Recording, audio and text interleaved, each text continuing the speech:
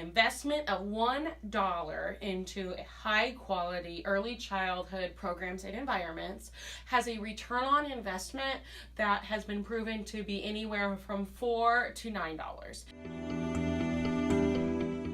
The early years of life are crucial for the brain development of individuals. This is because there's sensitive periods of development, and that means that there are certain times in our life when it's easier to learn something versus another time of our life. So consider your garden, for example, as we make this comparison. When you are anxious and it's spring and the weather's finally warm enough and you're ready to plant, you're probably going to plant more seeds in your rows than what you truly expect to take off and to provide produce later on in the season. Well, this is similar to how a child's brain functions. These sensitive periods are like the springtime when you're planting your garden. They are soaking in so much information that it just seems like they're a sponge, and you cannot teach a child enough. You often hear why once they can speak, or you can just see it in their eyes before they're even talking. They're just like, show me more, teach me more, talk to me. Well, as the gardening season progresses, you start to think about your garden and kind of watch how the plants take off and watch how they're doing. And you might decide that you need to go in and do some thinning out. By thinning out, you're going to allow the stronger plants to really take off, and so that you have a really, really good, productive gardening season. You do the same with trees. Trees grow and beautify based on how you prune and you care for them. Well, our brains are the same way. Well, here's the thing. In the early years of life, we're not ready to prune. We're not ready to thin out. We're just collecting information.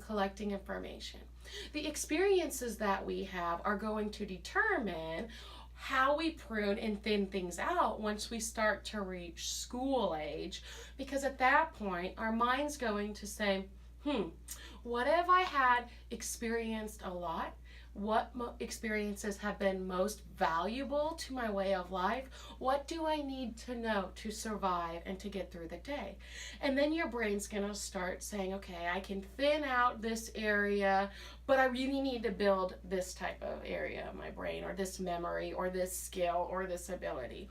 And so that's how our brain, these early years of life, are so crucial, because we're feeding our brain with all of the information that we are going to need as a foundation to be a successful student in school, and then even beyond that, to be a reliable worker in our careers, and to be a strong family member for our communities. I represent K-State Research and Extension in your local communities, and one of the things that I get to do as a family and youth development extension agent is I get to help our communities focus on healthy and active early childhood. So through this role, I get to work with our little learners. I get to help them develop skills and to focus on those really important milestones in which early childhood development can support.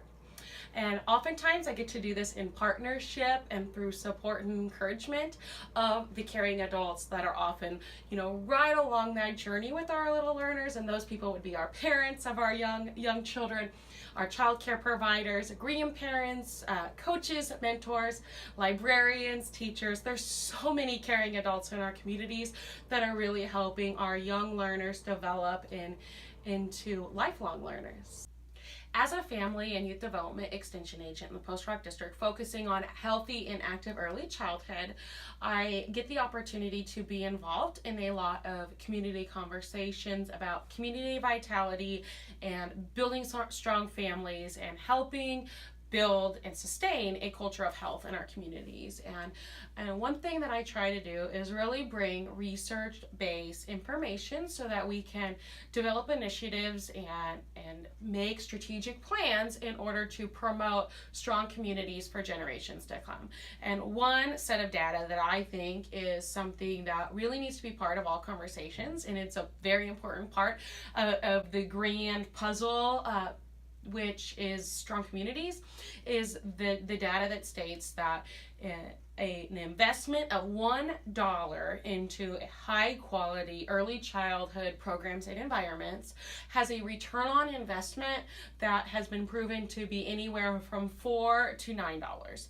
And to me, when you hear this data, you easily can recognize that one of the pieces of the puzzle of strong communities is healthy and active early childhood programs and environments that support the families that are raising our young learners and our future leaders. So to me, just to know that, you can invest $1 in our youngest learners, and to know that over that child's lifespan, or that dollar is going to bring a return of $4 to $9 as that individual grows and learns and provides leadership and contributions back into your community. I think that the research is very clear that investing in healthy and active early childhood in the communities of Jewell, Lincoln, Mitchell, Osborne, and Smith counties in our central Kansas, it's going to provide a lot of vibrance in our communities and really support our families.